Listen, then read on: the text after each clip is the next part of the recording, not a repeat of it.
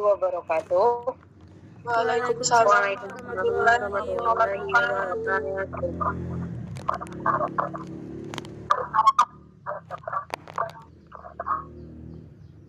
wabarakatuh. Alhamdulillahirabbil alamin. Assalatu wassalamu ala asrofil anbiya'i wal mursalin wa ala alihi wa ashabihi ajmain. Asyhadu alla ilaha illallah wa asyhadu anna Muhammadan abduhu wa rasuluh la nabiyya ba'da. Puji syukur kita ucapkan kehadirat Allah Subhanahu wa taala karena atas rahmat dan nikmat-Nya lah sehingga kita dapat berkumpul di Zoom meeting ini dalam melakukan perkuliahan kita pada pagi hari ini. Salawat dan salam semoga selalu tercurah kepada junjungan kita yakni Nabi Muhammad Sallallahu Alaihi Wasallam dengan hantaran kata Allahumma salli ala Muhammad wa ala ali Muhammad. Yang terhormat Ibu dosen pengampu Ibu Yeni Irisa MPD dan yang terhormat teman-teman yang telah hadir pada Zoom kali ini. Baiklah, saya moderator dari kelompok 10 akan memulai diskusi kita pada hari ini dengan tema yaitu isu-isu global mengenai kebudayaan, politik, degradasi lingkungan, penyakit, dan migrasi penduduk dunia.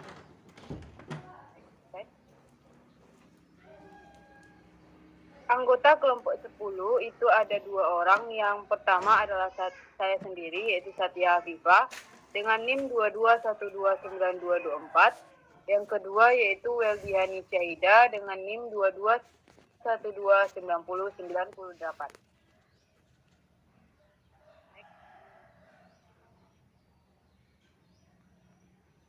Baiklah, untuk materi pertama terkait tentang isu-isu global tentang kebudayaan, itu akan saya jelaskan sendiri.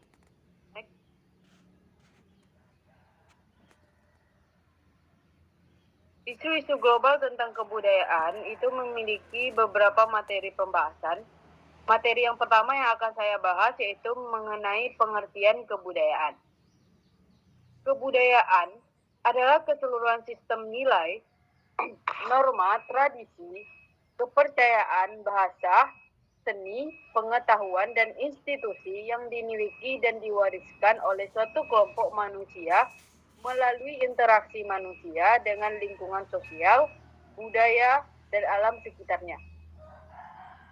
Kebudayaan mencakup semua aspek kehidupan manusia, baik yang bersifat materi maupun immateri, seperti pakaian, makanan, bangunan, teknologi, nilai-nilai, agama, seni, adat istiadat, bahasa, dan ilmu pengetahuan. Meskipun kebudayaan itu bersifat dinamis dan dapat berubah seiring waktunya dan perkembangan manusia, namun kebudayaan juga dapat berinteraksi dengan kebudayaan lainnya, sehingga menciptakan keberagaman budaya yang kaya dan kompleks nantinya. Dalam masyarakat yang heterogen, kebudayaan dapat memiliki variasi dan bentuk yang berbeda-beda. Faktor seperti inilah yang dipengaruhi oleh perkembangan teknologi, perubahan nilai dan norma, serta kontak dengan budaya lain juga dapat menyebabkan perubahan dalam budaya itu sendiri. Kemudian materi kedua adalah pengertian globalisasi kebudayaan.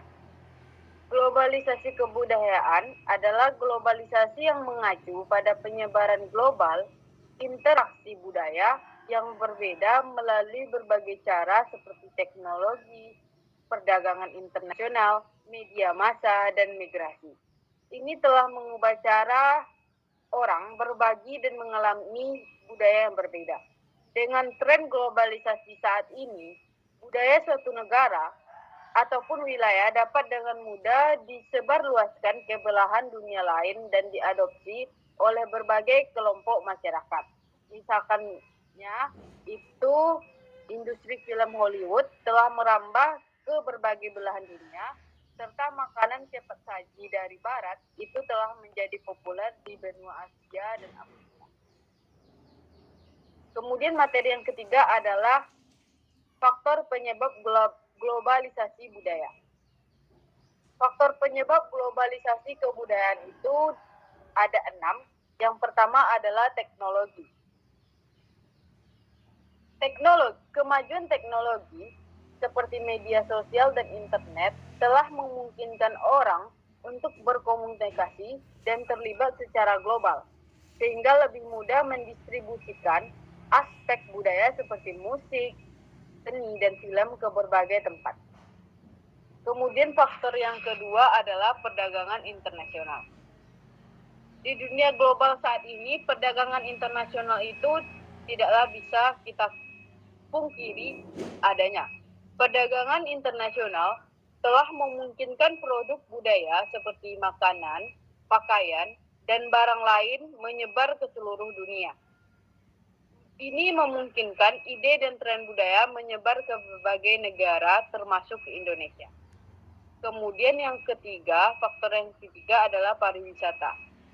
Pariwisata telah memfasilitasi transfer langsung budaya dari satu tempat ke tempat lainnya dengan memungkinkan orang melakukan perjalanan dan belajar tentang budaya dan adat istiadat yang berbeda. Kemudian faktor keempat adalah migrasi. Migrasi manusia dari suatu negara ke negara lain atau dari suatu tempat ke tempat lainnya itu dapat memperkenalkan budaya dari tempat asalnya ke tempat baru yang dia tinggali, termasuk pada tradisi, bahasa, dan adat istiadat lainnya. Kemudian faktor yang kelima adalah media massa. Media massa pada saat sekarang ini adalah faktor yang sangat mempengaruhi penyebaran budaya. Penggunaan media massa, baik itu media massa elektronik ataupun media massa sosial, seperti televisi, film, musik, ataupun media sosial yang sedang tren saat ini, itu dapat memperkenalkan aspek budaya dari satu negara ke negara lainnya, memberikan kesempatan kepada masyarakat untuk belajar dan terus belajar tentang budaya yang berbeda dari berbagai belahan dunia. Dan faktor yang terakhir adalah faktor politik dan ekonomi global. Politik dan ekonomi global dapat mempengaruhi penyebaran budaya di seluruh dunia. Hal ini karena kebijakan perdagangan dan kerjasama antar negara dapat memungkinkan produk budaya menjangkau lebih banyak tempat. Next. Lanjut kita masuk ke materi pembahasan keempat pada isu-isu kebudayaan, yaitu tentang isu-isu global mengenai kebudayaan. Di sini ada 6 isu global mengenai kebudayaan yang akan saya jelaskan. Isu yang pertama adalah globalisasi budaya dan dampak terhadap keanekaragaman budaya lokal. Akhir-akhir ini, banyak perdebatan mengenai globalisasi budaya. Selain memungkinkan terjadinya pertukaran ide, nilai dan produk budaya secara global, hal tersebut juga mengancam keberadaan budaya lokal dan dapat menyebabkan penurunan keragaman budaya. Berbagai isu global yang muncul akibat globalisasi budaya dan dampak terhadap keanekaragaman budaya lokal patut untuk diperhatikan.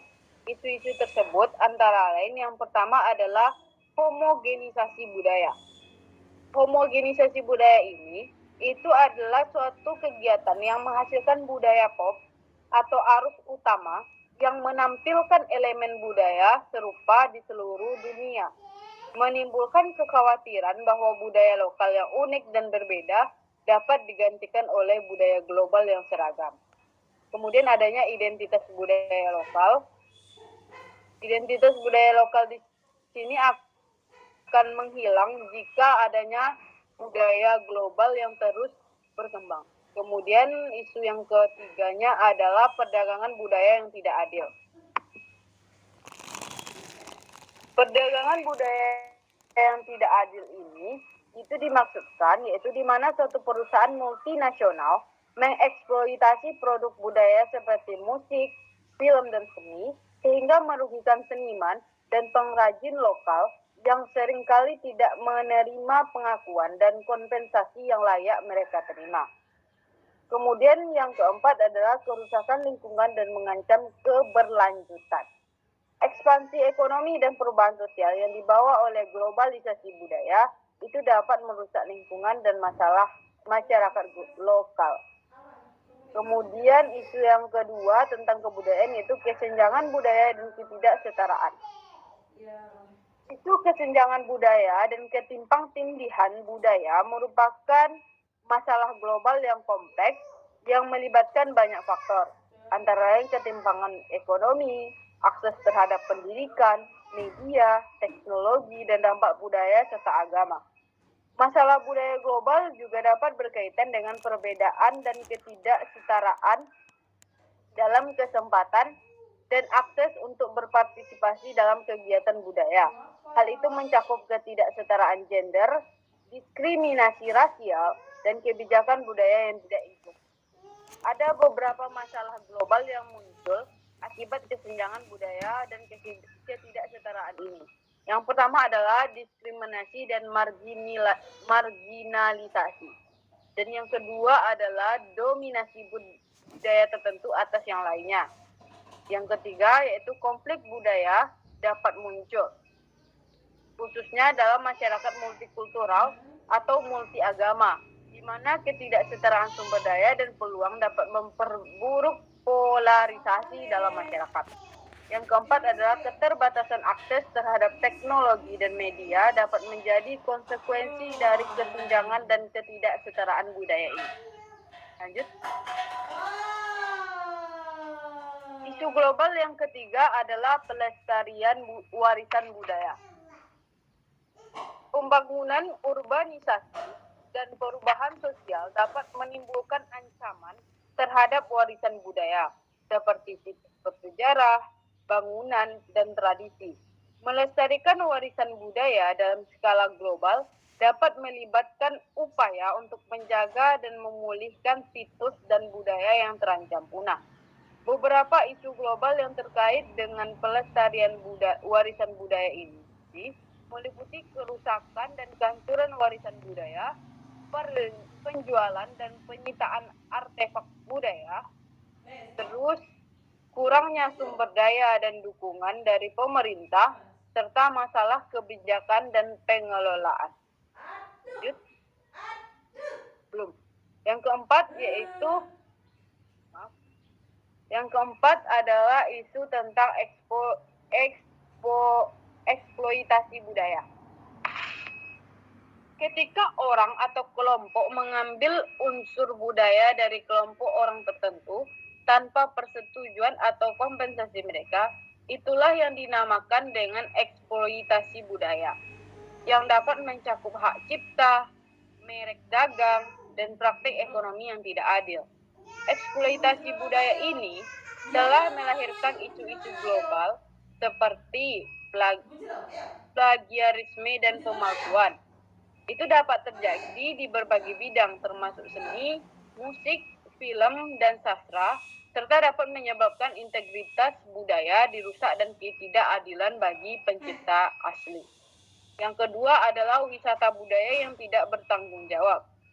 Wisata budaya yang tidak bertanggung jawab juga dapat merusak keberlangsungan budaya dengan memberikan masyarakat adat tidak berdaya dalam menjual produk budaya lokalnya, sementara pengusaha besar diuntungkan dari bisnis pariwisata tersebut. Kemudian yang ketiga adalah budaya sering dipandang sebagai barang dagangan.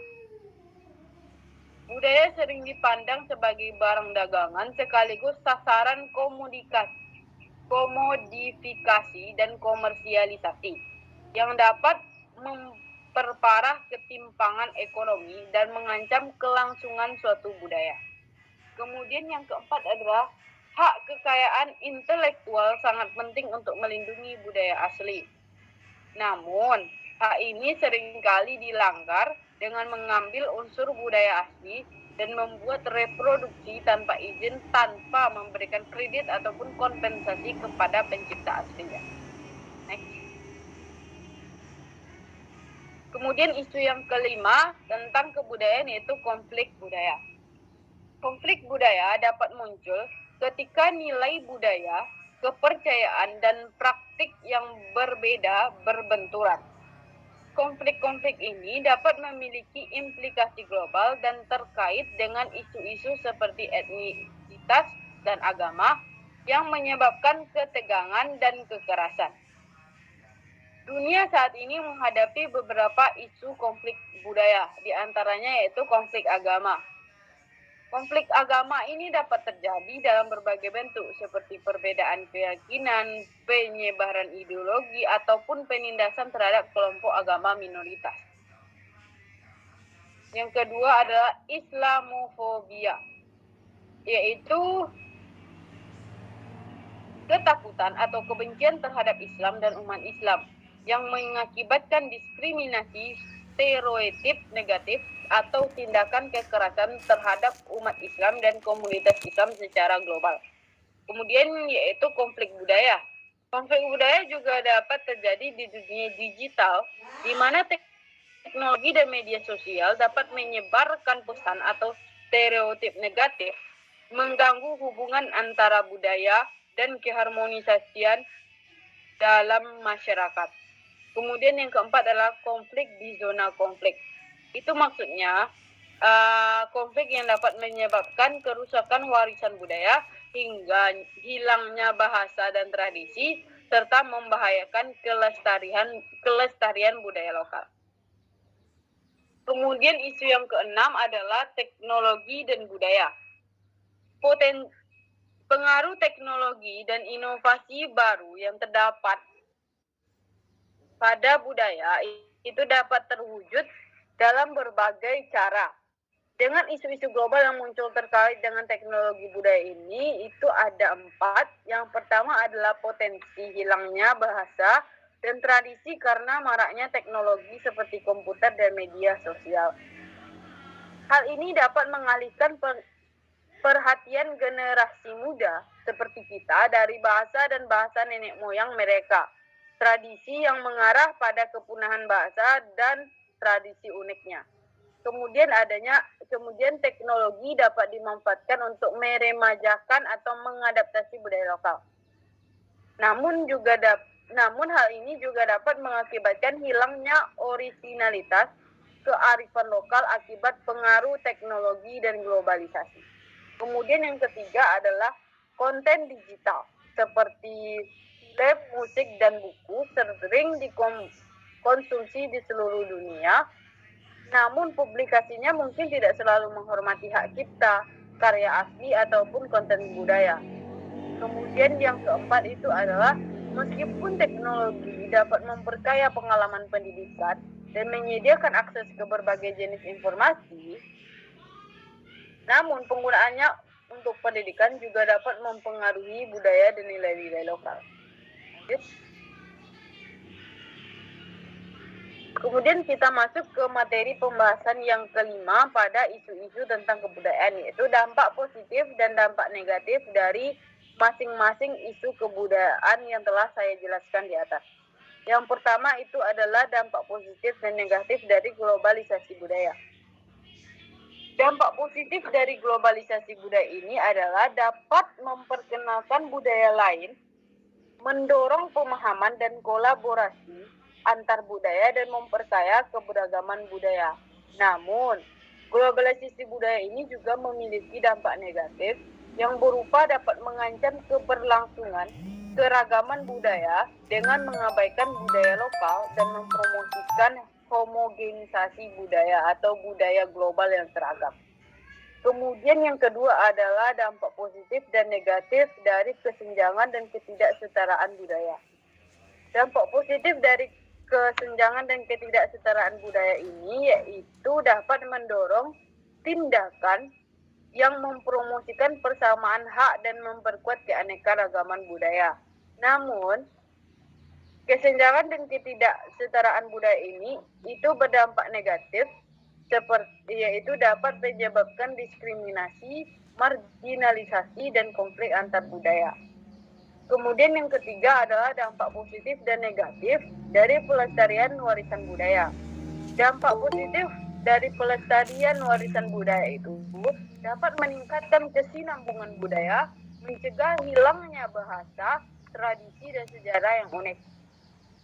Namun, dari pelestarian warisan budaya ini juga menimbulkan dampak negatifnya, yaitu dapat memunculkan kegiatan konservasi yang dapat menimbulkan perdebatan karena seringkali membutuhkan pengorbanan sumber daya dan dapat memperkuat stereotipe dan hierarki antar budaya. Kemudian yang keempat adalah dampak positif dan negatif dari eksploitasi budaya. Dampak positif dari eksploitasi budaya ini adalah kesadaran akan eksploitasi budaya dapat mendorong tindakan untuk memperkuat hak-hak budaya dan mempromosikan penghormatan terhadap budaya lokal. Sedangkan dampak negatif yang ditimbulkan dari eksploitasi budaya ini yaitu dapat merusak budaya lokal dengan memperdagangkan budaya dan produknya, mengambil kekayaan intelektual dan memanipulasi cerita atau simbol budaya. Kemudian yang kelima adalah dampak positif dan negatif dari teknologi dan budaya. Dampak positif yang ditimbulkan dari teknologi dan budaya ini yaitu dapat meningkatkan akses keinformasian, memperkaya pengalaman belajar dan interaksi, serta memfasilitasi pelestarian dan promosi budaya. Namun teknologi dan budaya ini juga memiliki dampak negatifnya, yaitu dapat menyebabkan hilangnya budaya dan tradisi, mengancam privasi dan keamanan, serta memperkuat ketidaksetaraan budaya. Next. Lanjut kita masuk ke materi pembahasan yang keenam, yaitu upaya mengatasi isu-isu global tentang kebudayaan. Masalah budaya global itu mencakup berbagai topik yang berkaitan dengan moral, adat istiadat, dan gaya hidup orang yang berbeda di seluruh dunia. Untuk mengatasi masalah tersebut, tentunya harus ada beberapa tindakan yang dapat kita lakukan. Yang pertama yaitu meningkatkan pemahaman dan penerimaan antar budaya. Tindakan yang potensial untuk mengatasi isu kebudayaan global adalah meningkatkan kesadaran, pemahaman, dan toleransi antar budaya melalui pendidikan, dialog, ataupun pertukaran budaya.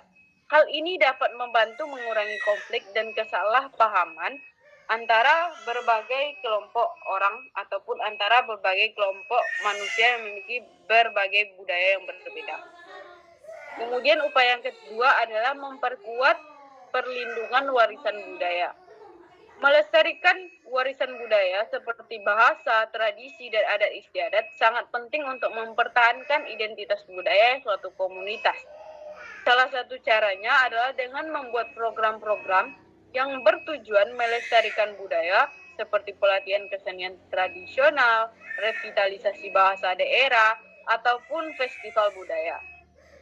Kemudian upaya yang ketiga adalah mempromosikan pertumbuhan industri kreatif. Pengembangan industri kreatif seperti seni, musik, film, dan desain dapat berkontribusi untuk memperkuat ekonomi lokal dan memupuk keragaman budaya. Hal ini pada gilirannya dapat membantu melestarikan budaya suatu komunitas ataupun suatu kelompok masyarakat. Kemudian upaya yang keempat adalah melestarikan keragaman budaya di media. Media ini bisa pada koran ataupun media massa lainnya. Media ini menanamkan peran penting dalam menyebarkan informasi dan menyampaikan nilai-nilai budaya yang ada. Oleh karena itu, penting untuk menjaga keberagaman budaya di media, baik itu media tingkat nasional maupun internasional. Kemudian upaya yang kelima adalah meningkatkan akses terhadap budaya. Akses terhadap budaya dapat ditingkatkan melalui pendidikan dan teknologi. Kalau untuk saat ini, program pendidikan budaya dan teknologi informasi dapat membantu meningkatkan pemahaman dan kesadaran publik ataupun kesadaran masyarakat akan keragaman budaya di seluruh dunia itu sangatlah penting. Next.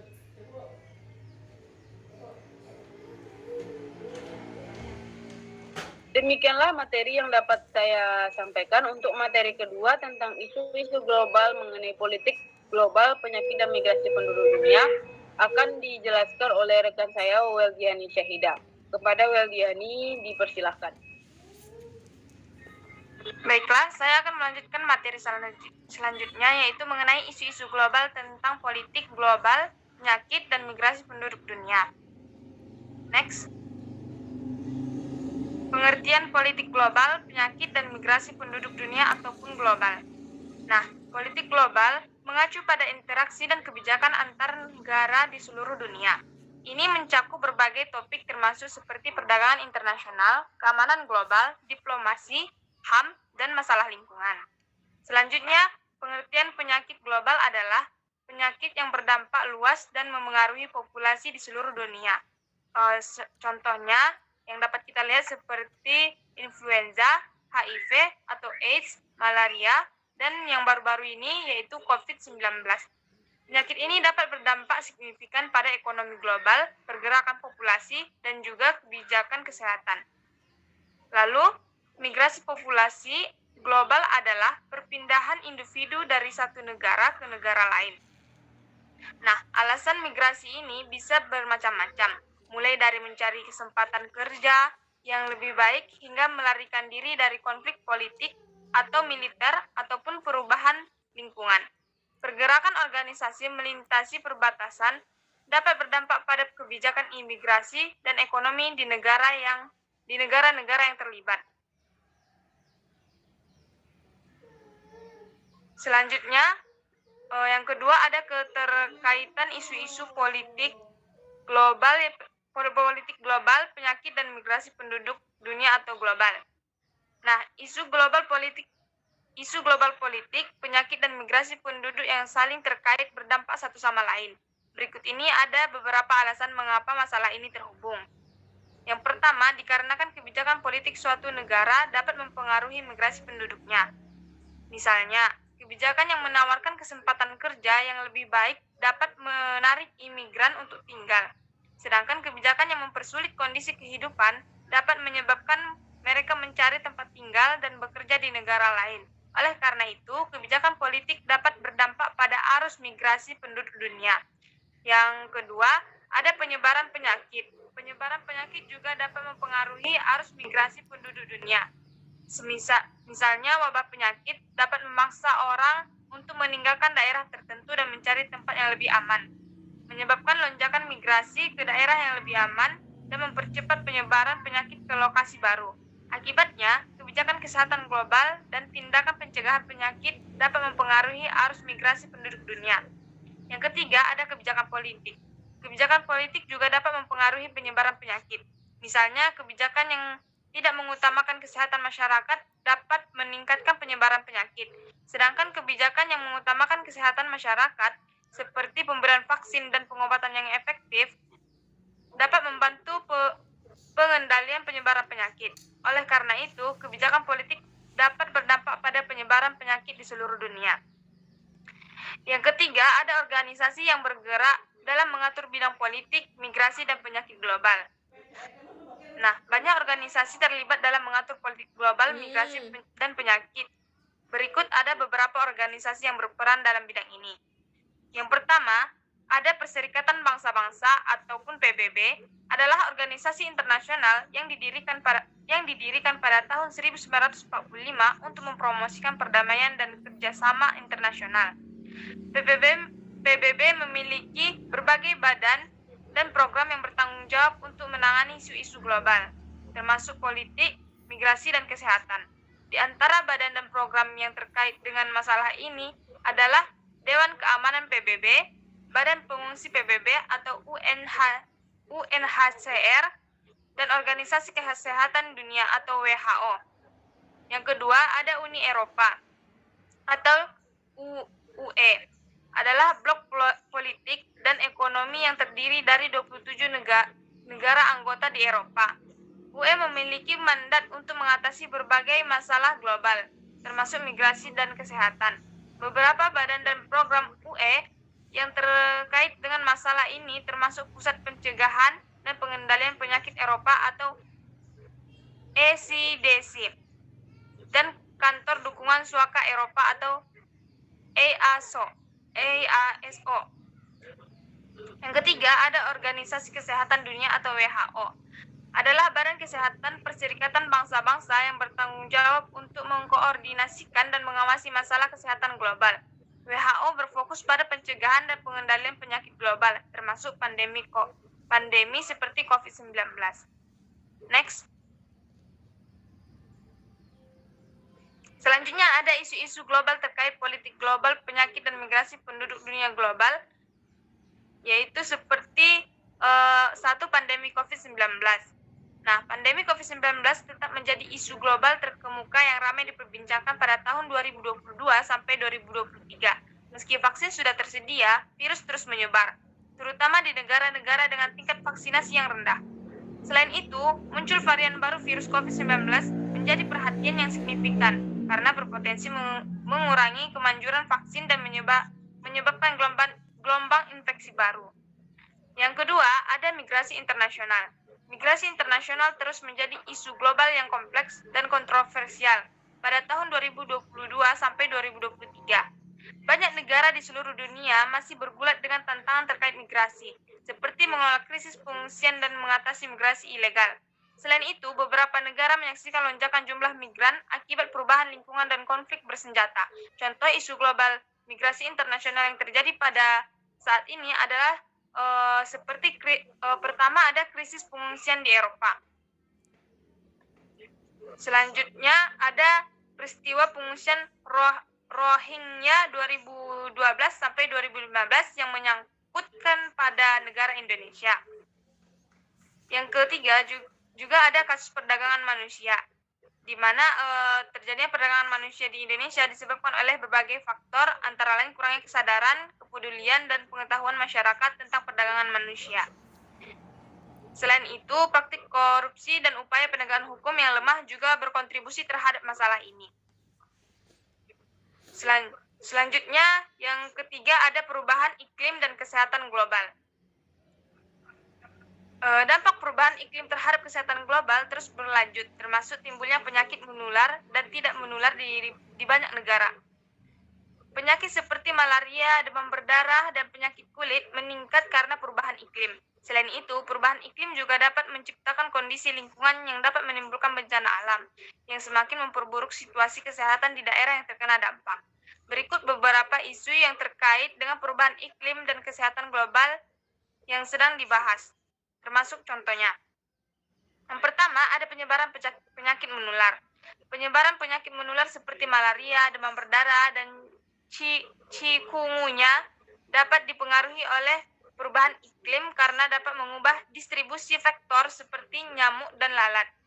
Selain itu, penyakit zoonosis seperti virus, Nipah, dan Ebola dapat ditularkan dari hewan ke manusia dan juga dapat dipengaruhi oleh perubahan iklim.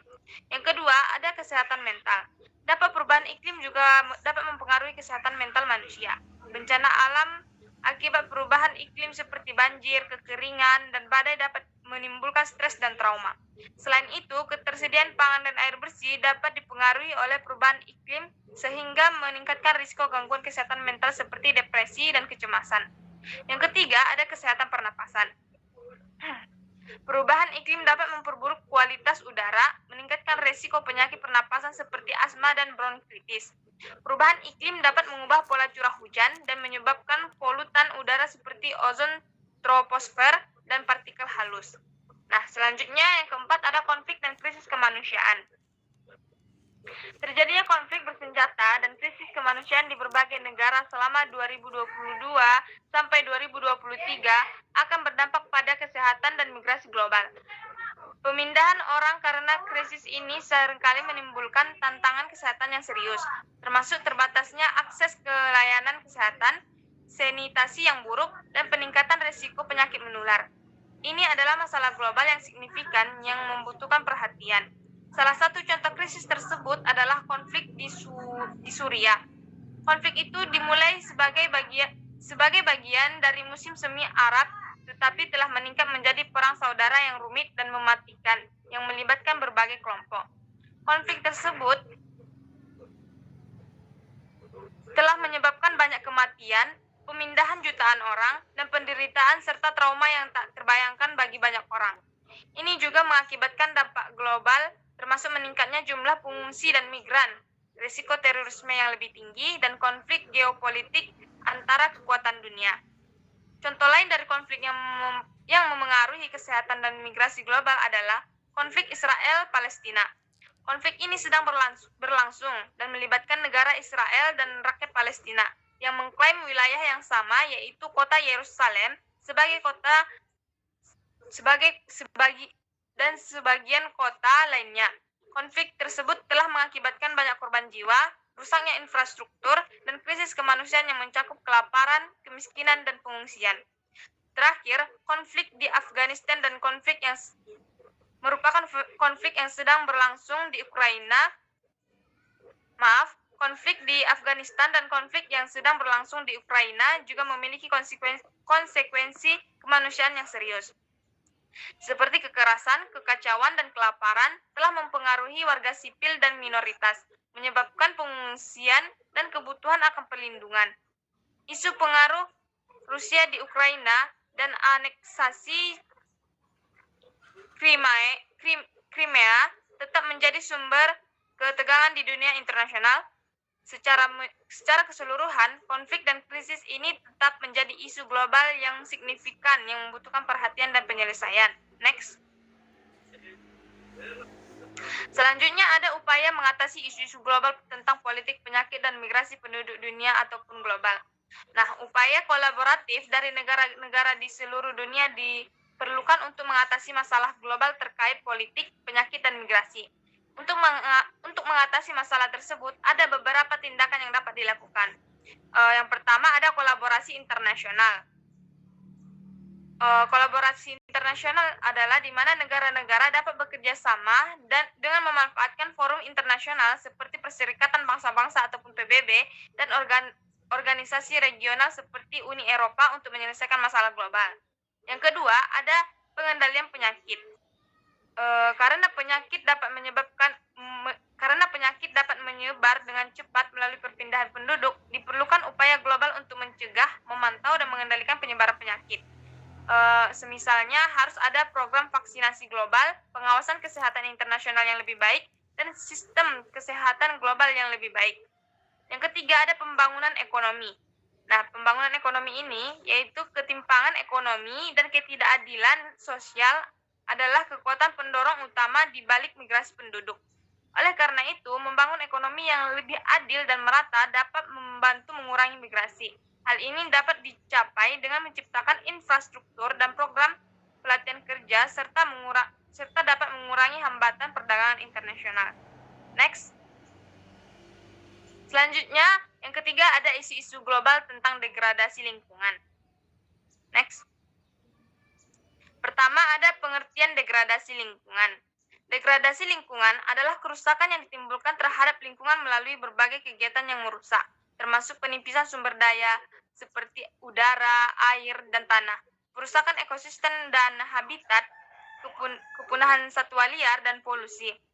Jenis kerusakan ini dicirikan sebagai setiap perubahan atau gangguan lingkungan yang tidak masuk akal atau berbahaya dan disebabkan oleh kombinasi faktor-faktor seperti pertumbuhan populasi, ekspansi ekonomi, peningkatan pendapatan per kapita, dan pemanfaatan teknologi yang menghabiskan sumber daya dan mencemari lingkungan. Perserikatan Bangsa-Bangsa mengakui degradasi lingkungan sebagai salah satu dari 10 ancaman resminya. Dengan kantor PBB untuk pengurangan risiko bencana mendefinisikannya sebagai penurunan kemampuan lingkungan untuk memenuhi kebutuhan sosial dan ekologis. Kerusakan dapat bermanifestasi dalam berbagai bentuk seperti hilangnya habitat alami, menipisnya sumber daya alam, dan pencemaran lingkungan, serta menangani masalah tersebut melibatkan pengelolaan sumber daya dan perlindungan lingkungan. Degradasi lingkungan memiliki berbagai contoh di seluruh dunia, termasuk kebakaran hutan tahun 2019 di Brazil, yang menghancurkan hutan Amazon, juga dikenal sebagai paru-paru bumi, yang menjadi ancaman signifikan bagi lingkungan dan kemanusiaan. Penebangan pohon dan penggundulan hutan secara terus-menerus akan mengakibatkan penurunan pasokan oksigen, peningkatan penyebaran karbon dioksida dan dampak buruk bagi kesehatan manusia. Masalah terkait lainnya adalah penggunaan kertas yang berlebihan yang terbuat dari pohon yang menyebabkan penumpukan limbah yang tidak dapat didaur ulang dan degradasi tanah. Deforestasi yang sedang berlangsung juga mengurangi nutrisi tanah, membuat lahan tidak cocok untuk digunakan. Yang kedua, ada faktor penyebab degradasi lingkungan. Degradasi lingkungan terjadi karena berbagai faktor yang mengakibatkan rusaknya fungsi komponen lingkungan.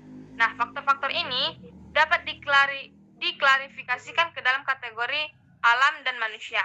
Pertama, ada faktor manusia. Faktor manusia terdiri dari berbagai kegiatan dan praktik yang mengabaikan kelestarian lingkungan, yang menyebabkan konsekuensi yang merugikan.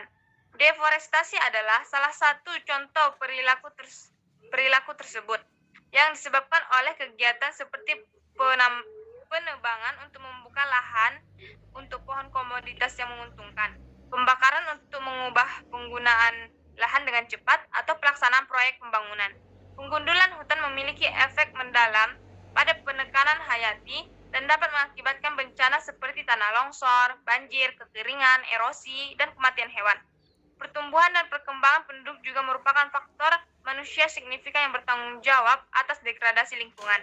Dengan peningkatan jumlah penduduk, terjadi peningkatan yang sesuai dalam permintaan akan makanan dan tempat tinggal, menghasilkan lebih banyak produksi yang dapat merusak lingkungan.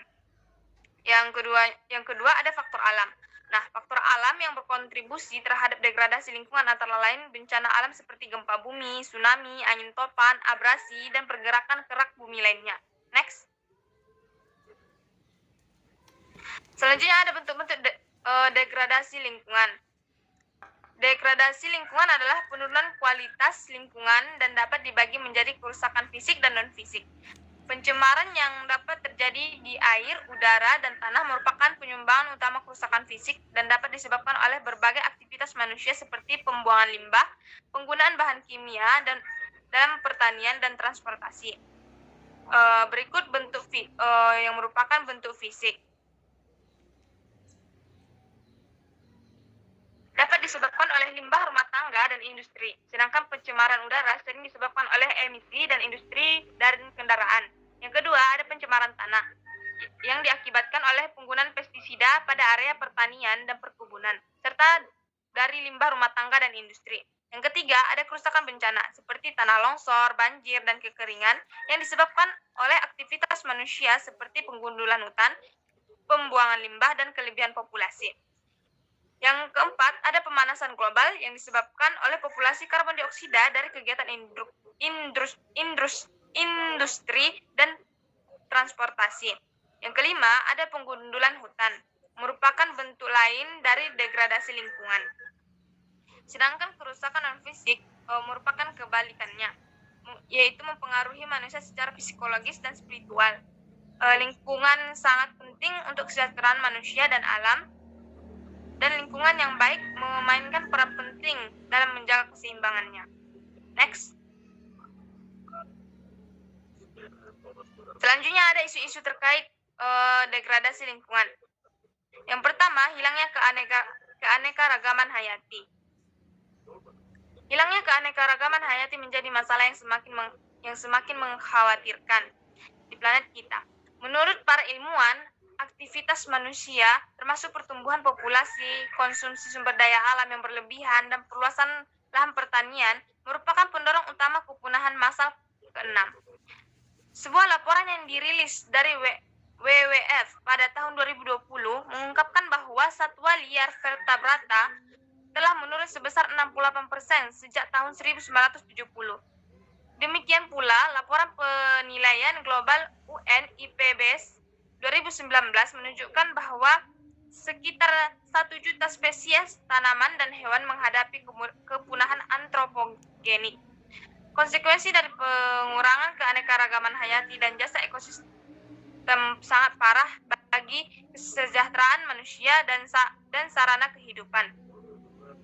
Laporan keanekaragaman hayati dunia 2019 oleh Organisasi Pangan dan Pertanian menyoroti penurunan spesies ekosistem vital seperti penyerbukan organisme tanah dan spesies tumbuhan liar yang dapat mengakibatkan degradasi dan perusakan habitat, polusi dan eksploitasi berlebihan. Selain itu, ekosistem penting untuk pangan dan pertanian sedang menurun, seperti yang memasok air tawar, perlindungan terhadap kondisi berbahaya, dan menawarkan habitat bagi penyerbuk dan ikan.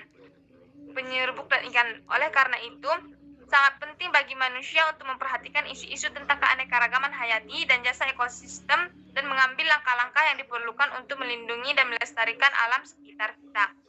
Yang kedua ada degradasi air. Degradasi lingkungan secara signifikan disebabkan oleh berkurangnya sumber daya air tawar di bumi. Meskipun air menutupi sekitar 70% dari planet ini, hanya 2,5% darinya adalah air tawar dan sisanya asin. Meskipun hampir 70% air tawar dunia disimpan dalam es dan permafrost, hanya 30% dari 2,5% sisanya yang layak untuk dikonsumsi. Air tawar memainkan peran penting dalam mendukung kehidupan di bumi dengan membawa nutrisi, mineral, dan bahan kimia ke seluruh biosfer, menyediakan makanan bagi flora dan fauna, dan membentuk permukaan bumi melalui erosi dan pengendapan. Selanjutnya ada fluktuasi iklim dan suhu. Pasokan air bumi dapat dipengaruhi secara signifikan oleh fluktuasi iklim dan suhu. Saat suhu global meningkat, faktor seperti jumlah karbon dioksida di atmosfer dan perubahan pola iklim dapat berdampak pada sumber daya air. Hal ini dapat mempengaruhi laju penguapan, yang pada gilirannya mempengaruhi jumlah air yang tersedia untuk infiltrasi ke dalam pasokan air tanah. Peningkatan suhu juga dapat mempengaruhi pola hujan salju yang dapat menyebabkan perubahan tingkat kelembapan tanah dan memperburuk risiko banjir dan kekeringan. Daerah yang bergantung pada limpasan glasial sangat rentan terhadap kelangkaan air karena peningkatan awal pencairan glasial diikuti dengan penurunan saat gletser surut. Ketika permukaan laut naik dan gletser terus mencair, hal itu juga dapat mempengaruhi ketersediaan air tawar ke daerah pesisir dengan meningkatkan tingkat salinitas di sumber air dan memperburuk masalah kelangkaan air. Selanjutnya ada perubahan iklim dan curah hujan. Hubungan antara perubahan iklim dan curah hujan sangat rumit. Meskipun peningkatan suhu global umumnya mengakibatkan peningkatan curah hujan global, hal ini dapat menimbulkan dampak yang tidak menguntungkan seperti banjir, erosi tanah, dan penurunan kualitas air. Selain itu, perubahan pola curah hujan dapat mengakibatkan variasi dalam distribusi air, berdampak pada waktu banjir dan kekeringan. Pola vegetasi dan tingkat pertumbuhan, pertanian, dan ekosistem alam. Penurunan curah hujan dapat menyebabkan mengeringnya badan air, sedangkan peningkatan evaporasi dan evapotranspirasi dapat menyebabkan penipisan cadangan air tanah dan penurunan kualitas air. Fluktuasi ketersediaan air yang konstan di berbagai wilayah dapat mengakibatkan distribusi curah hujan yang tidak merata di seluruh planet ini. Selanjutnya ada pertumbuhan penduduk. Populasi dunia mengalami peningkatan pesat sejak akhir abad ke-17, namun pertumbuhan ini telah disertai dengan degradasi lingkungan yang signifikan. Aktivitas manusia khususnya dalam produksi industri telah mengganggu keseimbangan alam dan mencemari air dan atmosfer dengan bahan kimia dan gas berbahaya. Pencemaran ini ditambah dengan penurunan aliran sungai dan air tanah akibat perubahan iklim akan berdampak pada ketersediaan air tawar bagi populasi global yang terus bertambah. Seiring bertambahnya jumlah penduduk, kebutuhan air untuk keperluan rumah tangga, pertanian, dan industri juga meningkat. Pertanian khususnya diyakini sebagai penyebab utama perubahan lingkungan non-iklim dan kerusakan air. Urbanisasi juga menjadi kontributor masalah ini dengan bertambahnya populasi perkotaan yang menekankan pasokan air bersih dan menyebabkan kondisi kehidupan yang terlalu padat dan tidak sehat, terutama di negara-negara berkembang. Kurangnya akses ke air bersih dan sistem pembuangan limbah yang efektif menyebabkan penyakit dan kematian akibat air yang tercemar dan peningkatan jumlah serangga pembawa penyakit. Yang keenam ada pertanian. Sistem iklim yang dinamis mempengaruhi ketersediaan air tanah yang penting untuk pertanian. Curah hujan adalah masukan, sedangkan evapotranspirasi, limpasan permukaan, drainase dan perkolasi air tanah adalah keluarannya. Perubahan iklim, khususnya perubahan curah hujan dan evapotranspirasi yang diprediksi oleh model iklim, berdampak langsung pada infiltrasi air tanah, limpasan permukaan, dan kelembapan tanah. Jika prediksi model iklim tentang penurunan curah hujan terjadi, hal itu dapat menyebabkan penurunan kelembapan yang signifikan dan pada akhirnya penipisan air di lahan pertanian yang bergantung pada irigasi.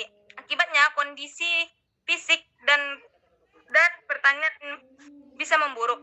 Pengaliran air dan pertanian ke perkotaan menimbulkan kekhawatiran tentang keberlanjutan pertanian, penurunan kondisi sosial ekonomi pedesaan, ketahanan pangan, peningkatan jejak karbon makanan impor, dan penurunan neraca perdagangan luar negeri. Di daerah padat penduduk, penipisannya cadangan air bersih dapat mengakibatkan kelangkaan dan kerentanan terhadap konflik sosial, ekonomi, politik, termasuk pemindahan paksa penduduk akibat naiknya permukaan air laut akibat perubahan iklim. Yang ketujuh, ada perubahan pengelolaan air. Upaya pengelolaan air dilatar belakangi oleh masalah menipisnya cadangan air bersih. Meskipun pengelolaan air dapat disesuaikan dengan perubahan kondisi hidrologi, hal itu bisa sangat mahal.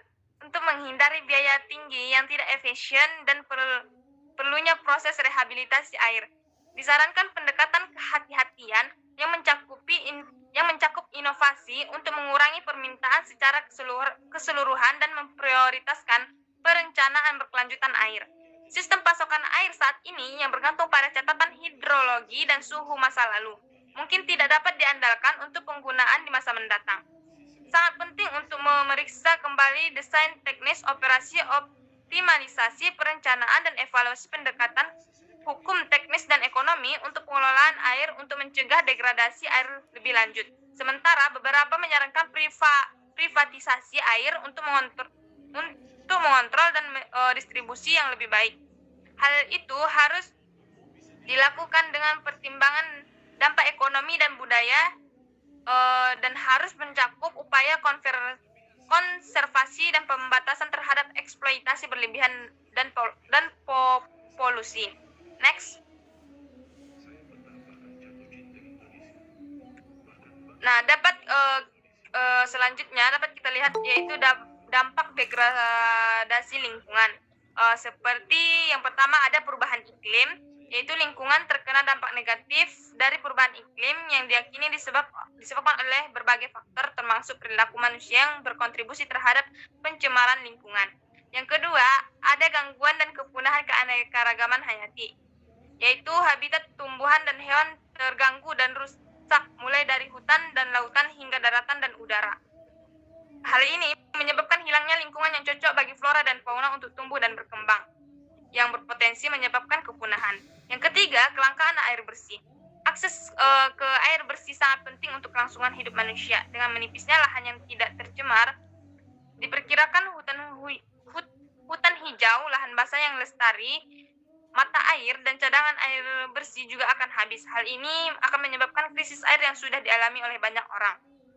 Yang keempat, ada akses yang tidak setara terhadap kebutuhan manusia. Kelangsungan hidup manusia bergantung pada alam, mulai dari kebutuhan dasar hingga kebutuhan tersier. Kualitas dan daya dukung lingkungan memiliki dampak yang signifikan terhadap kehidupan manusia. Degradasi lingkungan yang terus berkelanjutan akan menyebabkan penurunan kelangsungan hidup manusia. Dan yang terakhir ada bencana alam. Itu seperti bencana alam yaitu banjir, longsor, dan lain sebagainya. Next. Nah, berikut ada upaya pencegahan degradasi lingkungan. Yaitu pertama, ada remediasi dan bioremediasi. yaitu mengacu pada proses pemulihan area yang sebelumnya terkontaminasi ke keadaan yang lebih baik. Yang kedua ada menyebarkan kesadaran lingkungan dan mengambil tindakan nyata. Di dunia sekarang ini, media sosial telah menjadi alat yang ampuh untuk meningkatkan kesadaran dan tindakan yang menginspirasi. Kampanye online yang mengajak pengguna untuk mengambil tindakan di rumah atau komunitas mereka menjadi semakin populer dan efektif. Dengan berbagai informasi dan pengetahuan tentang polusi, platform media sosial dapat membantu meruntuhkan penghalang antara orang-orang dari budaya, ras, agama, dan kebangsaan yang berbeda. Yang ketiga, ada mengembangkan peraturan dan prosedur untuk mendukung pembersihan polusi dan penegakan sanksi. Jika orang tidak cukup menyadari pentingnya pengendalian polusi, tindakan politik mungkin diperlukan untuk menciptakan perubahan. Pemerintah dapat menetapkan peraturan dan prosedur untuk memaksakan warga negara mengambil tindakan dan menjatuhkan sanksi yang sesuai bagi mereka yang tidak mematuhinya.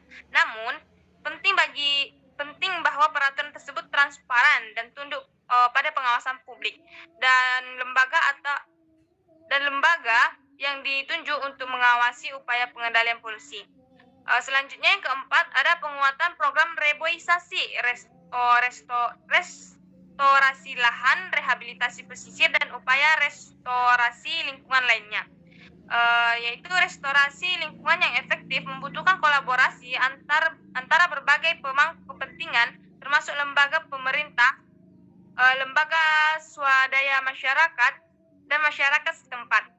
Penting untuk membangun kemitraan yang kuat antara para pemangku kepentingan dan memastikan bahwa program terintegrasi dengan baik dan selaras dengan tujuan yang diinginkan. Hal ini dapat membantu memastikan bahwa upaya restorasi berhasil dalam memperbaiki lingkungan. Mungkin cukup sekian yang dapat saya sampaikan. Saya kembalikan kepada moderator. Baiklah, terima kasih Weldiani Syaida atas pemaparan materinya. Dengan berakhirnya pemaparan materi dari Weldiani Syaida tadi, maka berakhir pula diskusi kita pada hari ini. Sebelumnya, Selfie. Jadi dari diskusi kita pada hari ini dapat disimpulkan bahwa masalah budaya terkait dengan kebutuhan untuk melestarikan warisan budaya yang sangat penting dalam memberikan identitas dan keragaman bangsa.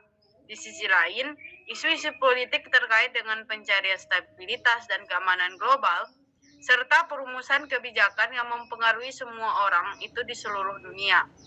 Kemudian degradasi lingkungan adalah penyebab utama kekhawatiran karena implikasinya yang sangat besar terhadap kelangsungan hidup manusia dan planet ini. Untuk meminimalkan efek negatif, ada kebutuhan mendesak untuk menjaga lingkungan dan menerapkan kebijakan yang berkelanjutan. Selain itu, masalah penyakit dan migrasi penduduk juga sama kritisnya dengan masalah degradasi lingkungan, politik, serta kebudayaan. Penyebaran penyakit bisa cepat menjadikannya masalah global, sementara migrasi penduduk bisa disebabkan oleh berbagai alasan, termasuk perubahan lingkungan dan konflik. Demikianlah kesimpulan dari diskusi kita pada pagi hari ini. Untuk sesi selanjutnya, kepada teman-teman yang ingin menambahkan materi ataupun kritik dan saran terhadap penyampaian materi dari kelompok kami persilahkan.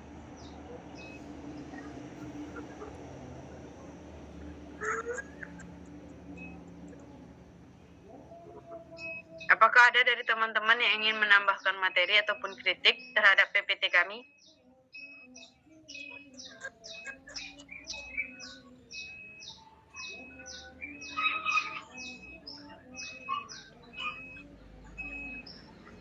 Baiklah, mungkin tidak ada penambahan materi ataupun kritik dari teman-teman.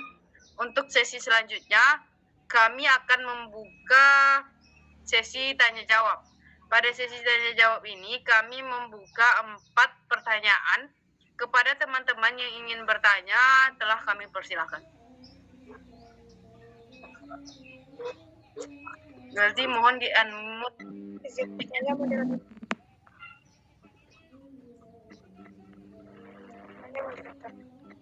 Silahkan, Sazwana. Baiklah, terima kasih kepada moderator. Saya Nina Ajmain dengan NIM 22-12-9091. Saya ingin bertanya kepada kelompok penyaji. Bagaimana proses globalisasi yang muncul mampu mempengaruhi nilai budaya daerah yang ada di Indonesia? Sekian dari saya, terima kasih. Wassalamualaikum warahmatullahi wabarakatuh. Baiklah, terima kasih kepada Sazwana. Untuk teman-teman yang ingin bertanya lagi, masih ada 3 pertanyaan yang kami buka. Silahkan.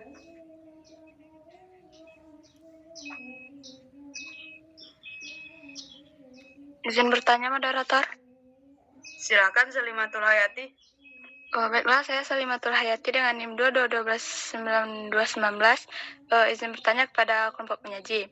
Tindakan apa saja yang sudah dilakukan oleh kolaborasi internasional seperti PBB, WHO, dan organisasi internasional lainnya dalam mengatasi isu-isu global tentang politik, penyakit, dan migrasi penduduk dunia atau global sampai saat ini?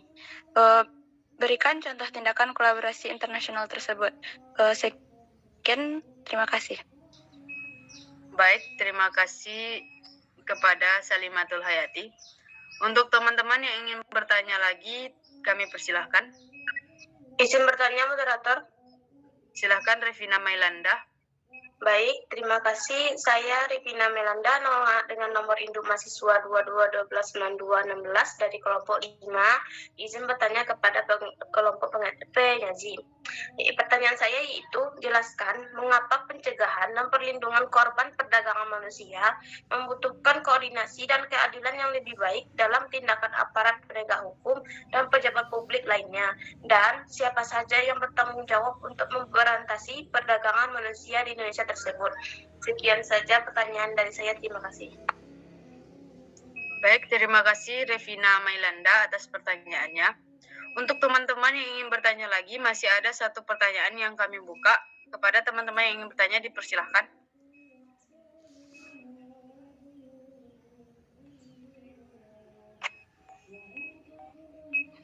Izin bertanya, moderator. Silahkan, Tania Yugo Olivia.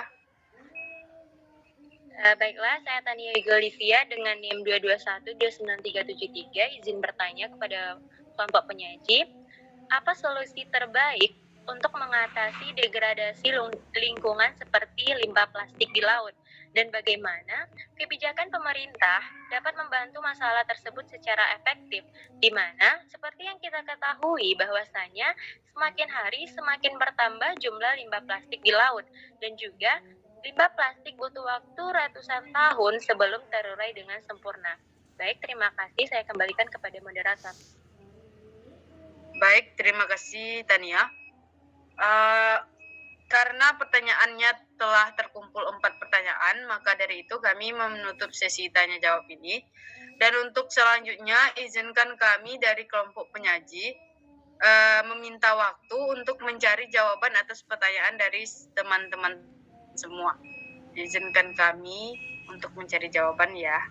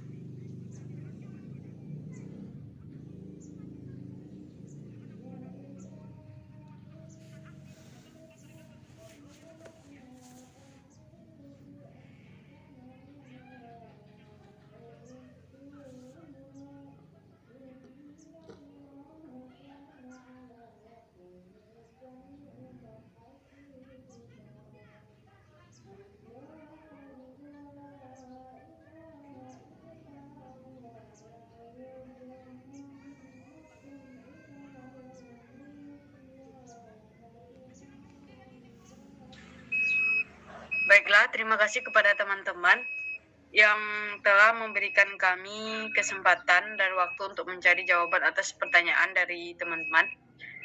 Untuk pertanyaan pertama dari Sazwana akan dijawab oleh Weldiani Syaenda. Kepada Weldiani dipersilahkan. Baiklah, saya akan menjawab pertanyaan dari Sazwana Nur Amalia Ajmain, yaitu pertanyaannya bagaimana proses globalisasi yang muncul mampu mempengaruhi nilai budaya daerah yang ada di Indonesia. Benar begitu, Sazwana? Iya, betul.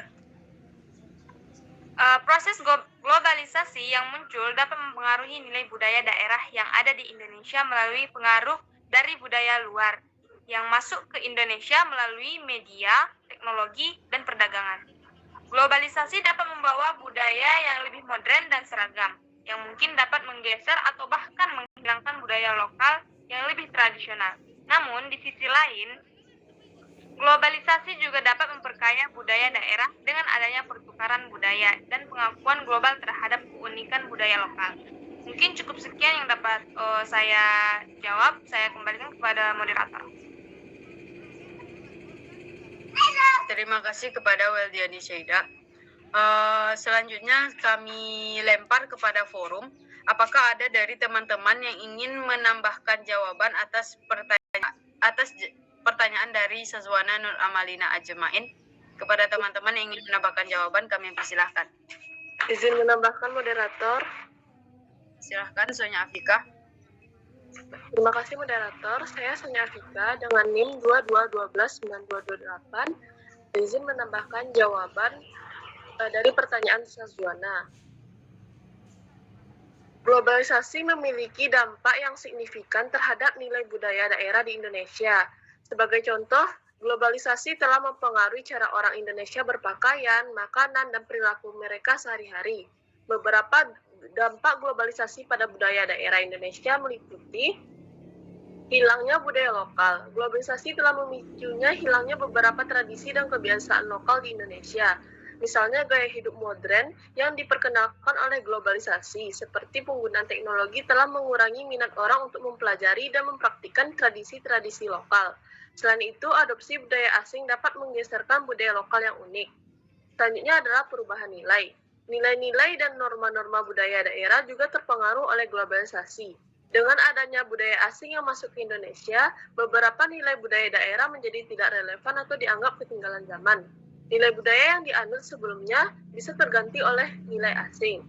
Selanjutnya adalah pengaruh media. Media seperti televisi, internet, dan sosial media memainkan peran penting dalam memperkenalkan budaya asing ke Indonesia. Misalnya drama Korea dan film Hollywood telah menjadi populer di Indonesia dan mempengaruhi gaya hidup, mode, dan bahasa yang digunakan. Selanjutnya adalah penyebaran bahasa asing. Globalisasi juga mempengaruhi bahasa yang digunakan di Indonesia. Bahasa Inggris telah menjadi bahasa global dan digunakan sebagai bahasa internasional. Penggunaan bahasa Inggris dapat menggeser penggunaan bahasa daerah, terutama di kalangan anak muda. Namun, semua dampak globalisasi negatif.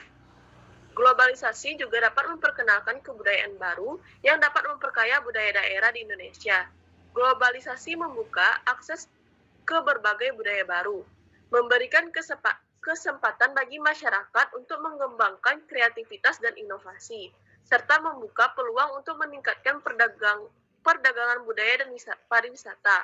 Oleh karena itu, perlu dilakukan pengelolaan budaya yang bijaksana untuk meminimalkan dampak negatif globalisasi pada budaya daerah Indonesia, sambil tetap memperkaya dan mempertahankan nilai-nilai budaya yang ada. Sekian yang dapat saya sampaikan. Saya kembalikan kepada moderator. Baik, terima kasih kepada Sonya Evika atas tambahan materinya.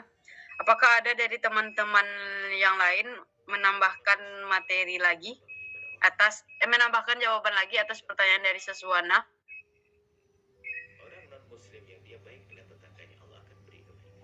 Mungkin tidak ada. Untuk itu saya kembalikan kepada Sazwana Nur Amalina Ajmain. Apakah Sazwana telah paham atas jawaban dari pertanyaannya?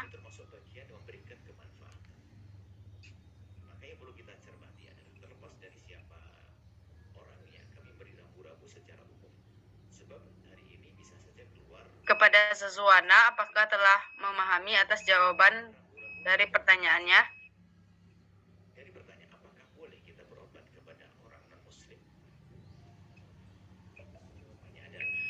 Baiklah, tidak ada respon, maka saya anggap telah paham. Untuk pertanyaan kedua, yaitu dari Revina Mailanda, juga akan dijawab oleh rekan saya Weldiani Syaida. Kepada Weldi dipersilahkan. Baiklah, saya akan mencoba menjawab pertanyaan dari Revina Melanda, di mana pertanyaannya, jelaskan mengapa pencegahan dan perlindungan korban perdagangan manusia membutuhkan koordinasi dan keadilan yang lebih baik dalam tindakan aparat penegak hukum dan pejabat publik lainnya, dan siapa yang bertanggung jawab untuk memberantas perdagangan manusia di Indonesia. Benar begitu, Revina Melanda? Benar, kelompok penyaji. Baiklah, pencegahan dan perlindungan korban perdagangan manusia membutuhkan koordinasi dan keadilan yang lebih baik dalam tindakan aparat penegak hukum dan pejabat publik lainnya. Karena perdagangan manusia merupakan kejahatan lintas batas yang melibatkan banyak pihak.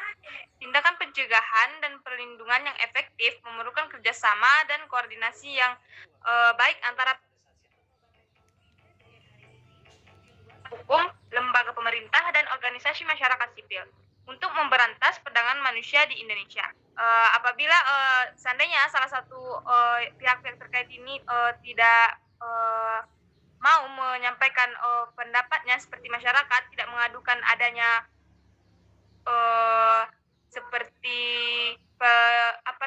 perdagangan manusia ini, maka masalah tersebut tidak akan bisa maju ke ranah hukum dan juga tidak dapat diselidiki. Maka dari itu ketiga pihak-pihak ini haruslah saling berkontribusi dalam memecahkan kasus perdagangan manusia ini dan agar dapat menyelesaikan masalah tersebut. Maka dari itu seluruh pihak harus bertanggung jawab, termasuk pemerintahan, aparat hukum, dan juga masyarakat dalam kasus perdagangan manusia tersebut. Mungkin cukup sekian yang dapat saya sampaikan. Terima kasih.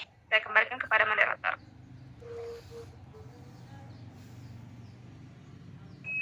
Baiklah, terima kasih kepada Weldiani Syaida. Kemudian saya lemparkan kepada forum, apakah ada dari teman-teman yang ingin menambahkan jawaban atas pertanyaan dari Revina Mailanda? Izin menambahkan jawaban, moderator.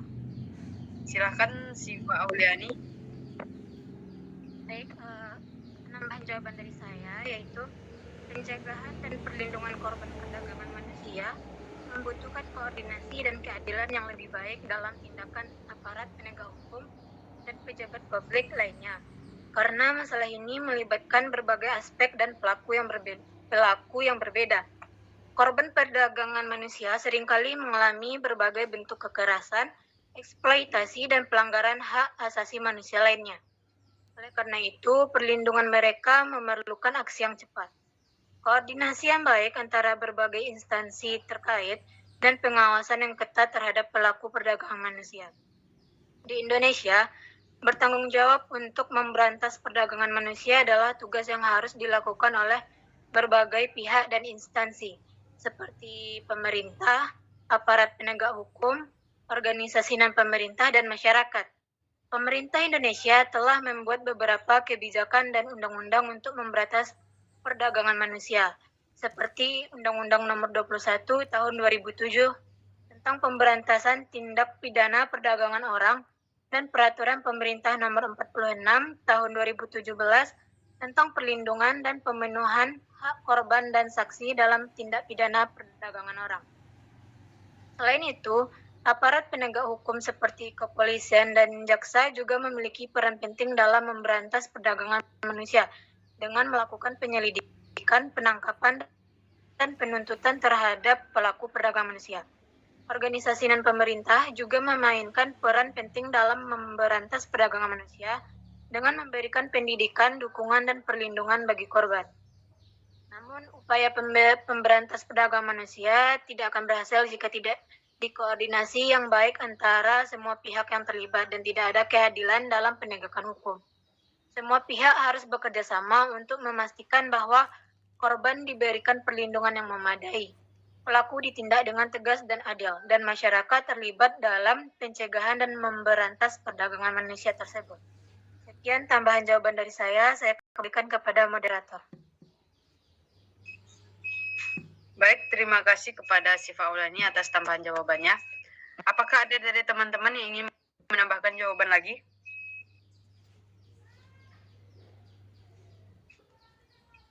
Mungkin tidak ada. Oleh karena itu saya kembalikan kepada Revina Mailanda. Apakah Revina Mailanda dapat memahami akan jawaban dari kelompok kami dan Siva Uliani tadi? Baik, terima kasih kepada Saudari Syifa Uliani dan kelompok penyaji. Saya sudah mengerti dengan jawaban dari yang telah dijabarkan tadi. Terima kasih. Baik, terima kasih Revina Mailanda. Untuk pertanyaan selanjutnya, pertanyaan dari Salimatul Hayati akan saya jawab sendiri dengan pertanyaan, tindakan apa saja yang sudah dilakukan oleh kolaborasi internasional seperti PBB, WHO, dan organisasi internasional lainnya dalam mengatasi isu-isu global tentang politik, penyakit, dan migrasi penduduk dunia atau global sampai saat ini? Berikan contoh tindakan globalisasi internasional tersebut. Apakah seperti itu pertanyaannya, Salima? Benar, Setia. Baiklah, saya akan mencoba menjawabnya.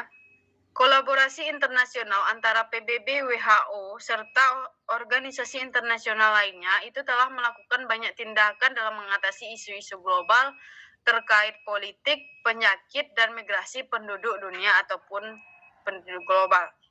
Berikut adalah beberapa contoh tindakan yang pernah dilakukan oleh organisasi tersebut. Seperti yang pertama adalah program imunisasi dunia oleh WHO. Program imunisasi dunia atau Global Immunization Program dari WHO itu bertujuan untuk memperluas akses terhadap vaksinasi bagi seluruh penduduk dunia, terutama di negara-negara berkembang.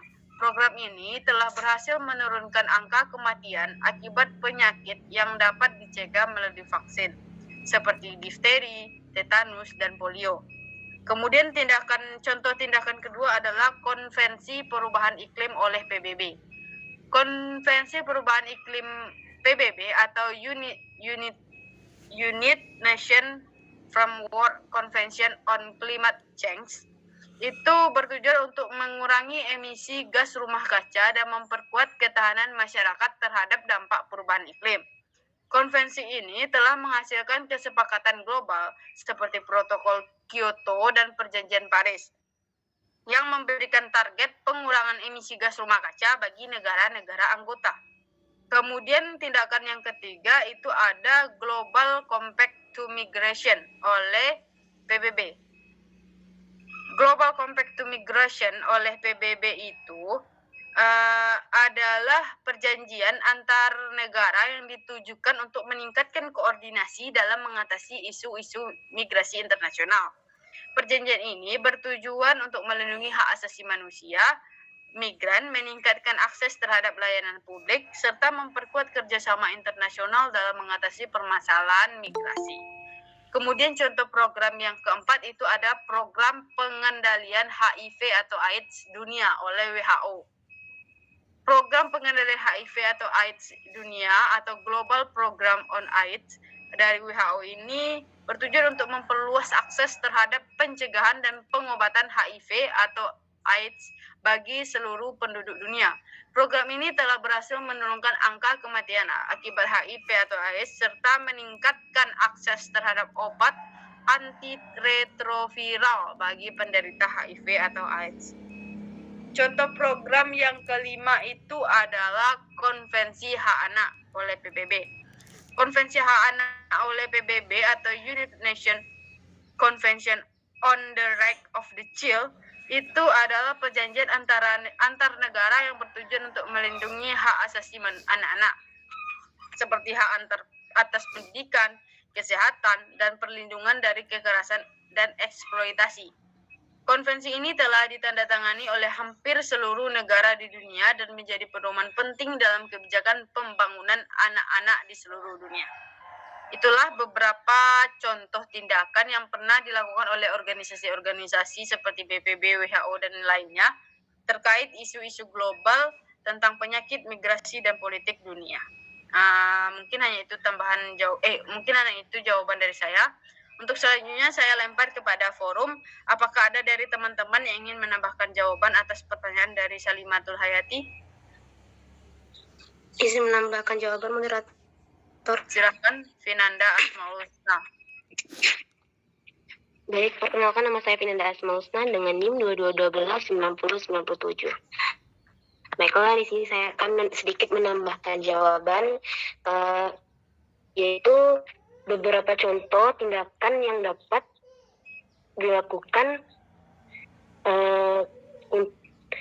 contoh tindakan kolaborasi internasional yang dapat dilakukan. Yang pertama ada PBB dan WHO melakukan kerjasama dalam mengatasi pandemi COVID-19 secara global, seperti dengan menyediakan dukungan teknis dan logistik bagi negara-negara yang membutuhkan, serta melakukan koordinasi antar lembaga untuk mempercepat pengembangan dan distribusi vaksin COVID-19.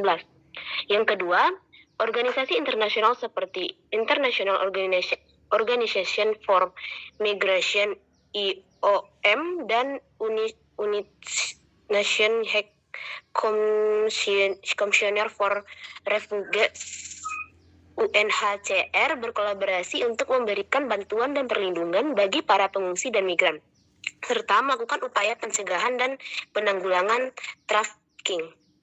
Yang ketiga, ada PBB dan organisasi internasional lain juga berkolaborasi dalam upaya mengatasi isu-isu politik dan perdamaian dunia, seperti dengan mengadakan konferensi internasional dan mendukung negosiasi antar negara. Yang keempat, ada WHO dan organisasi kesehatan dunia lainnya berkolaborasi dalam meningkatkan akses dan kualitas layanan kesehatan, serta mengembangkan inovasi dalam bidang kesehatan global seperti program penanggulangan malaria, HIV atau AIDS, dan penyakit menular lainnya. Jadi melalui kolaborasi internasional ini diharapkan dapat mempercepat penanganan isu-isu global dan memperkuat sinergi antar negara dalam mengatasi tantangan-tantangan yang dihadapi oleh dunia saat ini. Sekian tambahan jawaban dari saya kembalikan kepada moderator. Terima kasih atas tambahan jawaban dari Vinanda Asmaul Husna. Apakah ada dari teman-teman yang ingin menambahkan jawaban lagi?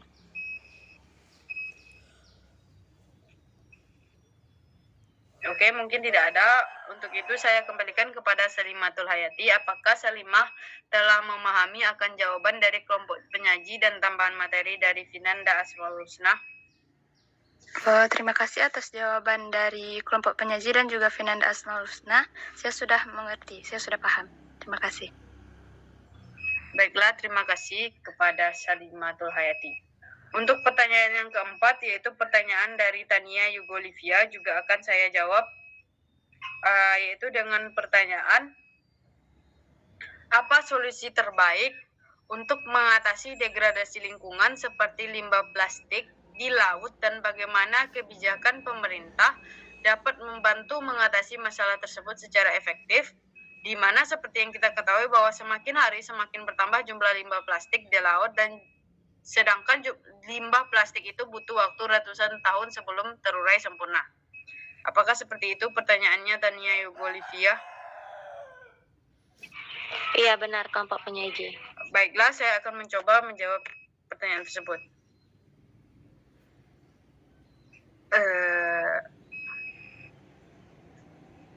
Solusi terbaik untuk mengatasi degradasi lingkungan seperti limbah plastik di laut adalah dengan pendekatan yang komprehensif dan berkelanjutan, melibatkan semua pihak dari masyarakat, bisnis, dan lembaga pemerintahan. Beberapa solusi yang dapat dilakukan oleh lembaga pemerintahan ataupun masyarakat untuk mengurangi limbah plastik di laut ini adalah yang pertama, pengurangan penggunaan plastik sekali pakai. Ini merupakan program yang telah dijalani sampai saat ini. Salah satu upaya utama untuk mengurangi jumlah limbah plastik adalah dengan mengurangi penggunaan plastik sekali pakai, seperti sedotan plastik, kantong plastik, ataupun botol plastik. Ini dapat dicapai dengan mempromosikan penggunaan alternatif yang ramah lingkungan seperti kantong kain, botol minum reusable ataupun sedotan stainless steel yang bisa digunakan tidak sekali pakai. Kemudian solusi yang kedua itu ada daur ulang kembali plastik. Daur ulang kembali plastik ini dapat membantu mengurangi jumlah limbah plastik di laut. Namun kita harus tahu, bukan limbah yang telah dibuang ke laut, tapi limbah sebelum dibuang ke laut. Limbah itu dapat kita daur ulang. Pemerintah dapat mendorong perusahaan untuk menggunakan bahan daur ulang dan memberikan insentif untuk perusahaan yang menggunakan bahan daur ulang tersebut. Kemudian solusi ketiga adalah kampanye dan edukasi tentang bahaya limbah plastik. Pemerintah dapat memperkuat kampanye dan edukasi tentang bahaya limbah plastik serta konsekuensinya bagi kesehatan dan lingkungan. Kampanye ini dapat melibatkan media massa, sekolah, dan masyarakat secara umum. Kemudian yang solusi keempat adalah peraturan dan kebijakan yang ketat. Pemerintah dapat mengeluarkan peraturan dan kebijakan yang ketat terkait pengelolaan limbah plastik, termasuk penerapan peraturan pengelolaan limbah dan sanksi yang tegas untuk pelanggarnya, sehingga nantinya masyarakat akan rentan ataupun akan takut untuk membuang limbah plastik tersebut. Dan yang terakhir adalah solusinya kerjasama internasional. Kerjasama internasional itu dapat membantu mengatasi masalah limbah plastik laut secara global. Pemerintah dapat bekerja sama dengan negara-negara lain dalam mengembangkan kebijakan dan solusi bersama, seperti pengembangan teknologi daur ulang ataupun pengelolaan limbah plastik itu sendiri. Mungkin hanya sekian jawaban dari saya. Kemudian saya lempar kepada forum, apakah ada dari teman-teman yang ingin menambahkan jawaban atas pertanyaan dari Tania Yogolivia?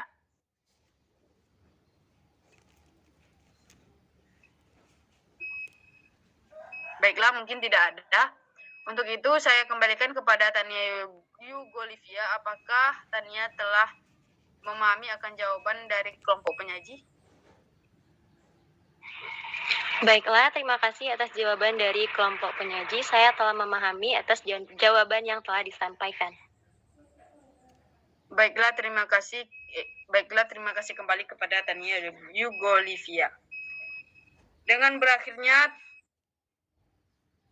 sesi tanya jawab tadi, maka berakhir pula diskusi kita pada pagi hari ini. Saya sebagai moderator dari kelompok 10 meminta maaf jika ada kekurangan dalam penyampaian materi diskusi kita pada hari ini. Untuk itu, untuk menutup pertemuan kita pada hari ini, saya akhiri dengan Assalamualaikum warahmatullahi wabarakatuh. Waalaikumsalam. Warahmatullahi wabarakatuh.